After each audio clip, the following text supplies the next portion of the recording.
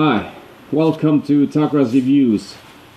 I am in a helmet protecting me from the atmosphere here on the dark moon of Jupiter. And it's really cold. So we discovered something in the cave.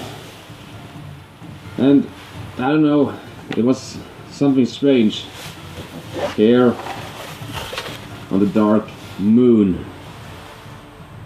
Let's check it out. Hello. Welcome, or maybe welcome, because in Dark Moon it is a very unwelcome environment. You see, we were on a small expedition, and in a cave we discovered something special. But when we came back to the camp, there was something off.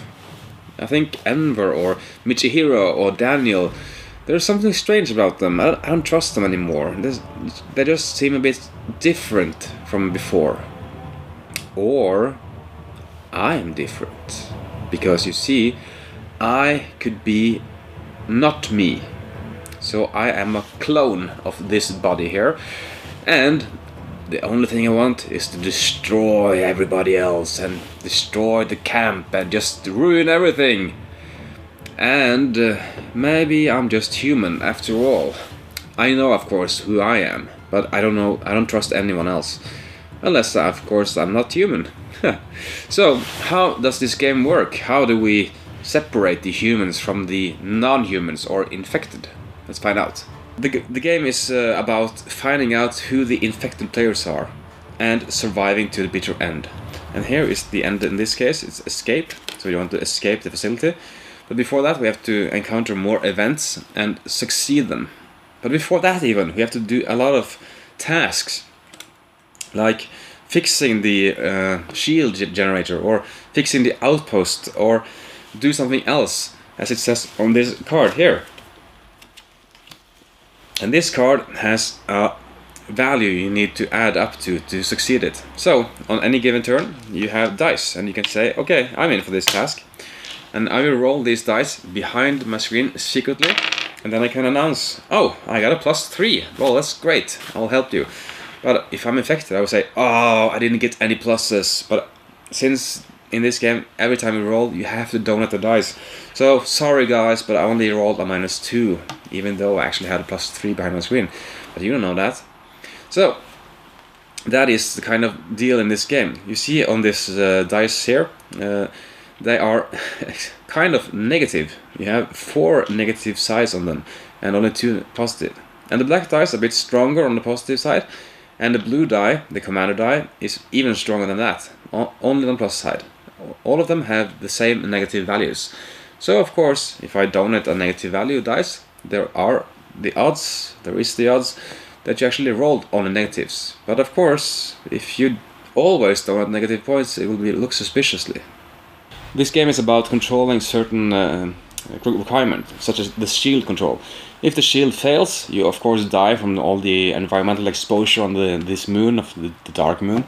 Or if every equipment fails, then you also fail. Or if all of you guys are fatigued, you just die of doing nothing and you have no energy to actually keep up the fight. But the real deal here is to identify the infected players who is not human. And we have to analyze their actions. So, let's say the mechanic Enver Gordon here, he does not give any positive dice any time. But of course, the odds are against getting positive dice. But if he rolls 4 times, how can he not get a positive die? It is of course very possible, but the suspicion is already growing here. And the Luba Zeleniak, I don't know how to say it, she always gives positive dice, so she's obviously a good guy. Or is she pretending to be a good guy? Because they don't have to give negative dice even if they're bad. They just want to play along and act unsuspiciously. So this game is all about tension and identifying the perpetrator or the infected players rather than actually these things. Because if any of these things fails, you fail the game as a human and the infected player wins. So you want to quarantine the infected players and make them have fewer dice and fewer possibility to ruin the successful mission here. Okay, the tagline from this game is the game, formerly known as BSG Express. BSG stands for Battlestar Galactica. Yeah, that is one of my favorite games. It's a social deduction game with a lot of things in it. You can just set out ships and do the silent battles, and I can't explain it. It's just too much.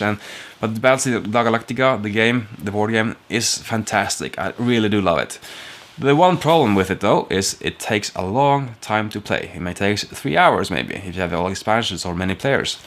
But this game promises to have the same feeling as Battlestar Galactica, and that's why it's called BSG Express, or formerly known as BSG Express. But of course, licensing, and this is Dark Moon. But does it give the same feeling? Maybe. I played it many times now, and only once have I really, truly gotten the feeling of Battlestar Galactica.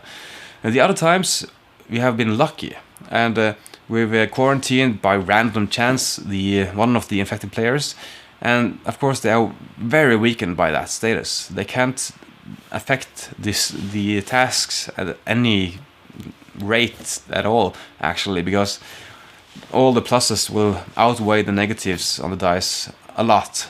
And it really falls flat if you are lucky to quarantine an infected player early. And the one time I actually enjoyed the game a lot, I was one of the humans. I had no clue who the infected was. I suspected the player to my left, but he didn't act like infected, and he kind of did. So I liked the one time we were 5 players. And with 4 this doesn't work at all, and 3 no way, because we have to be a lot of players.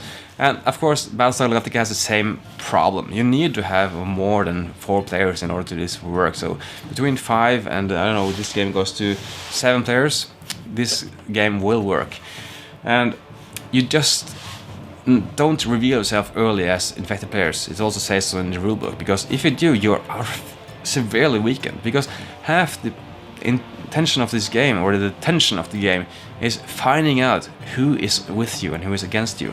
And if they reveal themselves early, they have weak actions, and we know who they are, so we don't spend resources guessing who they are or not. So I'm kind of struggling to actually recommend this game, because Battlestar Galactica is an awesome game with a lot of features, and it provides this entirely who is the silent player and who can I trust and so forth. And in this game, I just don't see it happen that much, so it is not a replacement for Battlestar Galactica. But as it stands on its own legs, maybe, yeah, it's a good game as long as you have more than 4 players. And that way, I can recommend this, because it takes 1 hour to play, so it's of course has a lot smaller footprint than Battlestar Galactica, which is played off on. So I don't know, should I recommend this? Maybe. You just have to make up your own mind, I think. But this is my point of view, actually. But okay, thank you for watching. I hope you enjoyed it and learned something, and I hope I see you again in the next episode. So, see ya! Thanks so much for watching the Dice Tower videos. Find more great videos and reviews, as well as our top-rated audio podcast at Dicetower.com. You can also find other great shows at Dicetowernetwork.com. I'm Eric Summerer, and you've been watching The Dice Tower. The Dice Tower is sponsored by Cool Stuff Inc., where you can find great games for great prices. Cool stuff in stock. Check them out at CoolStuffInc.com.